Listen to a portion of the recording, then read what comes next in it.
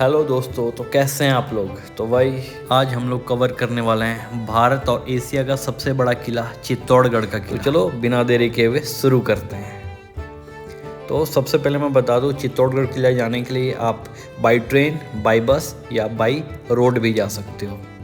तो by train Chittorgarh railway station है, by bus सरकारी बस, प्राइवेट बस, सारी बसें अवेलेबल हैं, एंड बाई कार आप अपनी कार या फिर रेंटल बाइक करके आप जा सकते हो।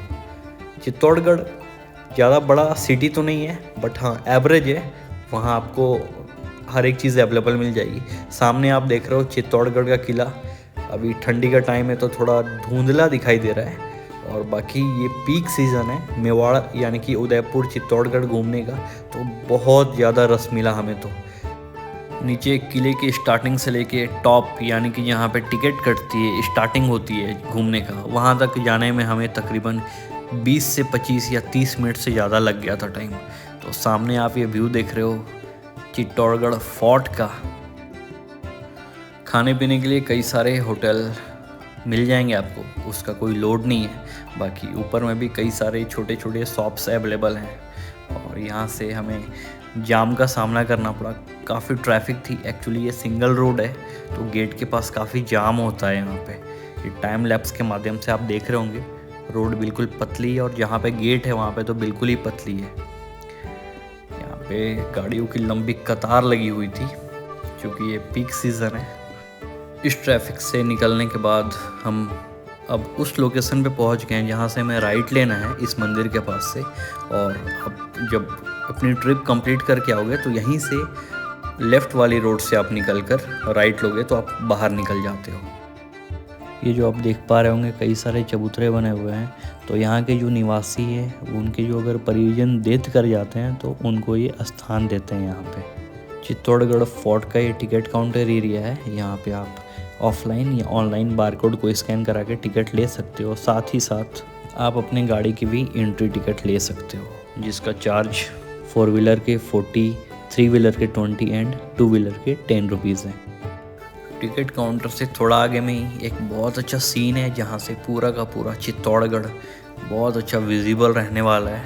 तो आप यहाँ पे अच्छी अच्छी फोटोग्राफी करा सकते हो और सीन को एंजॉय कर सकते हो। इसी के साथ अब हम आगे बढ़ते हैं और चित्तौड़गढ़ किले में लाइट एंड साउंड शो का भी एंजॉय ले सकते हो। डिटेलिंग आपके सामने। चित्तौड़गढ़ किला घूमने के लिए आपको कई सारे गाइड मिल जाएंगे यहाँ पे, तो जिसका प्राइस इनका 200 रुपये रहता है। और यहाँ पे कई सारे जैन और हिंदू मंदिर है। इन्हीं में से पहले मंदिर में हम चलते हैं। यहाँ पे पहला मंदिर ये कृष्ण जी का मंदिर है, और इस मंदिर का जो प्रारूप, जो डिज़ाइन बना हुआ है, वो पुरी के जगन्नाथ मंदिर से मिलता जुलता है।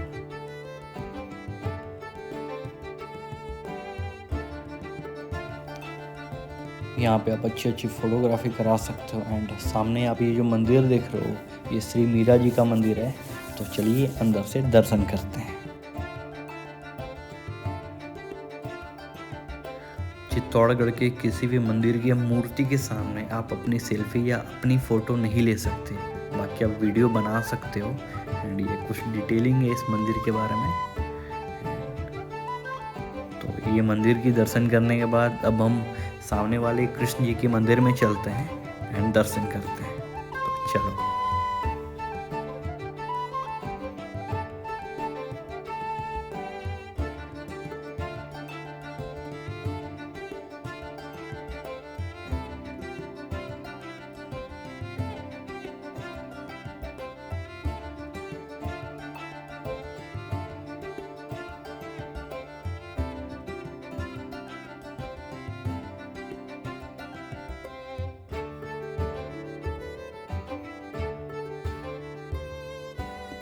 मंदिर के अंदर आपको कुछ स्टिकर्स एंड डेकोरेशन के सामान मिल जाएंगे जो आप ले सकते हो। श्री कृष्ण जी के दर्शन के बाद हम आगे बढ़ते हैं। आगे बढ़ने पे थोड़ी दूर पे ही विजय स्तंभ है, और कई सारे लोकेशन है वहाँ पे, तो हम कवर करने वाले हैं। विजय स्तंभ का पार्किंग लोकेशन है यहाँ पे, तो आपको दोबारा कोई पार्किंग चार्ज नहीं देना है यहाँ पे। तो चलो अंदर चलते हैं। बट यहाँ पे सीसीटीवी कैमरा अवेलेबल है, तो आप देख सकते हो यहाँ से कोई बच के भाग नहीं सकता है बिना टिकट दिखाए हुए। तो आपको यहाँ पे टिकट शो करना होता है, फिर आप आगे बढ़ते हो। आगे बढ़ने पे आपको सफाई का ध्यान रखना होता है, कूड़ा कचरा फैलाना नहीं होता है, नहीं तो सिक्योरिटी की पूरी व्यवस्था लगी हुई है यहाँ पे। डस्टबिन का यूज़ करना है बाकायदे। एंड बाकी आप देख रहे हो कितनी सिक्योरिटी है यहाँ पे। पुरातत्व विभाग की तरफ से यहाँ पे डूज एंड डोंट का साइन है, क्या करना है क्या नहीं करना है। इसी के साथ हम आगे बढ़ते हैं और विजय स्तंभ के पास जाते हैं। ये विजय स्तंभ 7 मंजिला इमारत है। तो पहले ये चालू था, लोग ऊपर तक जाते थे, बट एक इंसिडेंट के बाद, फॉल फ्रॉम हाइट की एक इंसिडेंट हुई थी, उसके बाद से इसको बंद कर दिया गया है। विजय स्तंभ के पास में ही एक जौहर स्थल है, दूसरे लोकेशन से मैं आपको अच्छे से दिखाऊंगा, वहाँ पे कुछ डिटेलिंग भी लिखी हुई है। तो यहाँ पे वो जौहर स्थल है जहाँ पे महारानी पद्मावती ने 16,000 क्षत्राणियों के साथ जौहर किया था, और वो डेट था 26 अगस्त 1303 का। यहाँ पे प्रमुख 3 जौहर हुए थे। तो पहला जौहर महारानी पद्मावती ने कराया था, दूसरा जौहर रानी कर्णावती ने करवाया था, और तीसरा और प्रमुख जौहर रानी फूलकुंवर का था। तो भाई चित्तौड़गढ़ किले का निर्माण 7वीं शताब्दी में मौर्य वंश के शासक चित्रांगद मौर्य ने कराया था। एक्चुअली ये पूरा किला एक बार में नहीं बन गया था, तो धीरे धीरे जैसे जैसे इसके जो राजा बनते गए, उन्होंने इस किले का निर्माण कार्य करवाते रहा और ये किला बनते रही। आगे चलने पे हमें एक शिलालेख मिला, जहाँ पे काफ़ी कोशिश की मैंने पढ़ने की, बट मुझे तो कुछ समझ में नहीं आया। फिर मैं सोचा भाई अपने पढ़ने का कोई मतलब नहीं है जब मैं ये पढ़ नहीं पाया। कोई नहीं, फिर हम आगे चलते हैं और देखते हैं।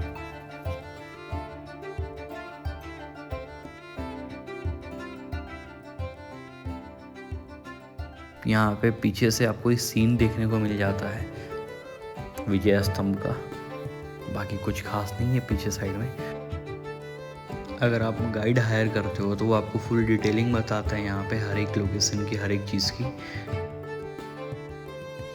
इस किले को लेकर के बहुत सारे लोकेशंस हैं जो अनसुलझे हैं और बहुत रहस्यमयी हैं। तो आप गाइड हायर करना मत भूलना, वो आपको अच्छे से पूरी डिटेलिंग के साथ बताएंगे। सामने एक मंदिर है जिसका निर्माण राजा भोज ने करवाया था, और काफ़ी बड़ी मूर्ति प्रतिमा है अंदर में, ब्रह्मा विष्णु और महेश की।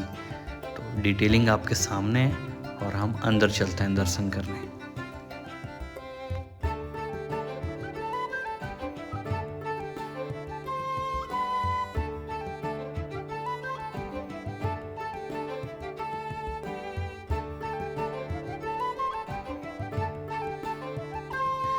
मंदिर के दर्शन के बाद जब हम बाहर निकलते हैं तो यहाँ से लेफ़्ट साइड में ही बहुत अच्छा पूरा व्यू दिखता है चित्तौड़गढ़ किले का।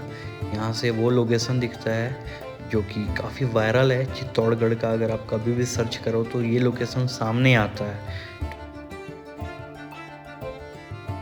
इन सब चीज़ों को कवर करते हुए अब हम आगे चलते हैं।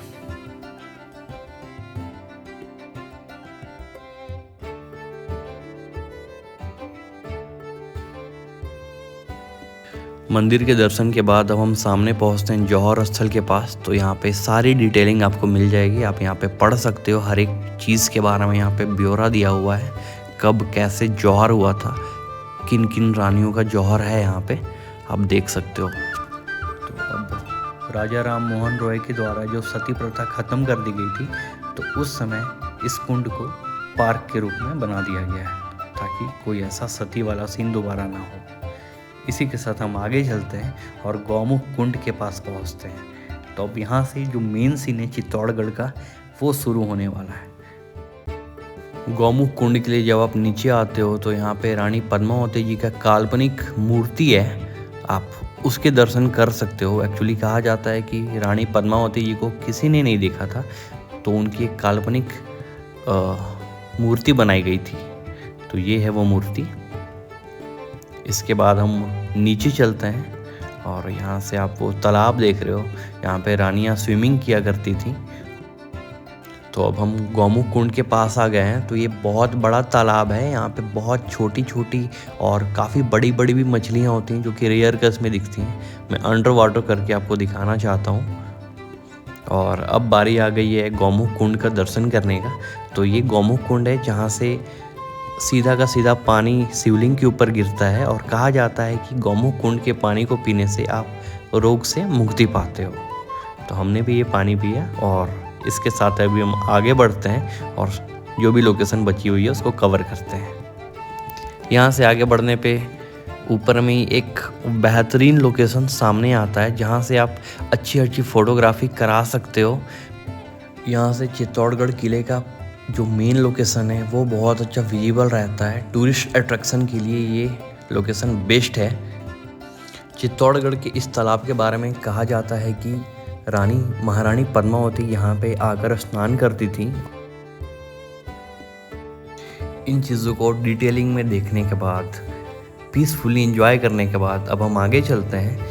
और आगे चलने के साथ ही साथ मैं आपको दिखाता हूँ यहाँ पे कई सारे और भी लोकेशंस हैं। तो हम सभी लोकेशंस को कवर करने वाले हैं। यहाँ पे प्रेम प्रसंग चल रहा है और इसको देख के ये जानवर बहुत जल रहा है। तो छोड़ो, इसको छोड़ते हैं और हम अपनी टूर को कंप्लीट करते हैं।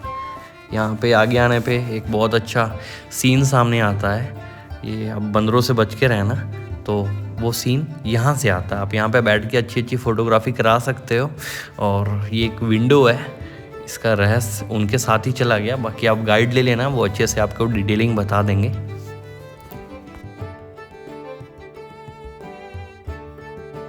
इन सब चीज़ों को देखते हुए समझते हुए हम आ जाते हैं एक बंदर की कैद में। तो भाई इनका कहना है कि हमें कुछ खाने को दो, नहीं तो मैं तुम्हारी सारी कार्गो की पॉकेट चेक कर लूँगा। तो इनको एक रिश्वत दिया गया आंटी के द्वारा, बट फिर भी ये पहले देखो कैसे चेक कर रहा था मेरे हर एक पॉकेट्स को। तो भाई इनसे बच के रहना। हाथ में कुछ अगर आप लेके जा रहे हो तो ऐसे ही चेक कर लेंगे। मेरे हाथ में कुछ भी नहीं था, बट ये मेरी पॉकेट्स को देखकर मेरे पास आ गए। तो हम आगे चलते हैं। किले के अंदर ही कई सारे मंदिर है, जैसे कि ये प्राचीन भैरव बाबा का मंदिर है, तो आप दर्शन करना। और इसी के साथ हम आगे बढ़ते हैं।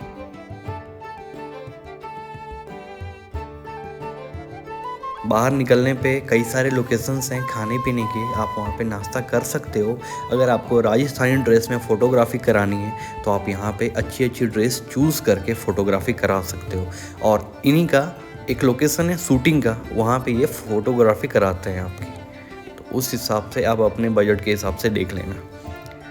इन सब चीज़ों को कवर करते हुए हम आगे बढ़ते हैं। और आगे हमारे सामने माँ कालिका माता मंदिर है और यहाँ पे बंदरों का तांडव देख रहे हो आप मेरे साथी के साथ। तो चलो अब अंदर चलते हैं। अंदर चलने पे कुछ रूल्स एंड रेगुलेशंस आपको पढ़ने पड़ते हैं चेतावनी के साथ। और अब हम दर्शन करने को चलते हैं और आपको भी कराता हूँ। तो चलो।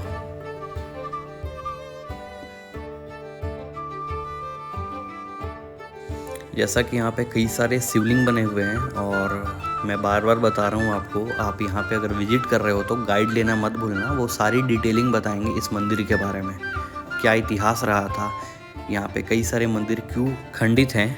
तो भाई गाइड लेना मत भूलना। इसी के साथ हम आगे बढ़ते हैं और ये आपके सामने महारानी पद्मावती का महल है। तो चलो अब इसको एक्सप्लोर करते हैं, पूरी डिटेलिंग आपके सामने, और हम आगे बढ़ते हैं। यहाँ पे भी आपको चेक इन कराना होता है, आपकी टिकट दिखानी होती है। अगर आपने टिकट नहीं लिया हुआ तो यहाँ पे बारकोड से आप टिकट स्कैन करके बुक कर सकते हो। महारानी पद्मावती के महल में कई सारे लोकेशंस हैं जो हम कवर करने वाले हैं। और सामने में आप देख पा रहे होंगे एक हाइट पे एक बना हुआ है, वहाँ पे हम चलने वाले हैं। वहाँ से महारानी पद्मावती का जल महल दिखेगा। और ऐसा कहा जाता है कि इस जल महल में महारानी पद्मावती गर्मी के टाइम पे 4 महीने के लिए रहती थी। तो चलिए अब हम आगे चलते हैं और इस जल महल को और अच्छे से देखते हैं।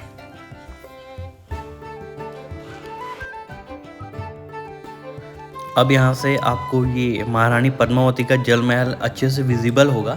कहा जाता है कि जितना ये हाइट ऊपर में दिख रहा है उतना ही ये नीचे भी है। तो चूँकि उस टाइम पे एसी नहीं था तो वो एसी का काम करता था ये। इन सब चीज़ों को देखते हुए अब हम सामने के दरवाजे से लेफ़्ट टर्न लेते हैं तो हमें यहाँ पे ये लोकेशन दिखता है। कहा जाता है कि महारानी पद्मावती की जो दासियाँ थीं वो यहाँ पे रहा करती थीं ताकि महारानी के पास आने में उनका समय ज़्यादा ना लगे। तो अब हम बाहर चलते हैं और कुछ और लोकेशंस को कवर करते हैं। यहाँ पे आप कैमल राइड भी कर सकते हो जो कि बहुत मज़ेदार रहता है। और नियर बाई में ही यहाँ पे एक मार्केट है छोटा सा, रानी पद्मावती के महल के ठीक सामने। यहाँ पे आप कैमल राइड कुछ अगर खाना पीना हो तो आप इंजॉय कर सकते हो ये सब चीज़ों को। ऑलमोस्ट जो इम्पोर्टेंट लोकेशन था हमने उसको कवर किया। और एक अब जो चित्तौड़गढ़ किले का जो फ्रंट एरिया है किले के सामने का, जहाँ से अलाउद्दीन खिलजी ने हमला किया था, उस लोकेशन को हम देखते हैं। तो आप सामने का ये लोकेशन देख रहे हो, एक्चुअली ये पूरा जंगल से भरा हुआ है। अभी के टाइम पे जो आने जाने का रास्ता है किले का, वो किले के पीछे साइड से है, जिस साइड में पूरी सिटी चित्तौड़गढ़ बसी हुई है और सामने का एरिया पूरा जंगल है, तो उधर कोई ऐसा मूवमेंट नहीं होता है। तो इन सब चीज़ों को कवर करते हुए अब हम आगे बढ़ते हैं।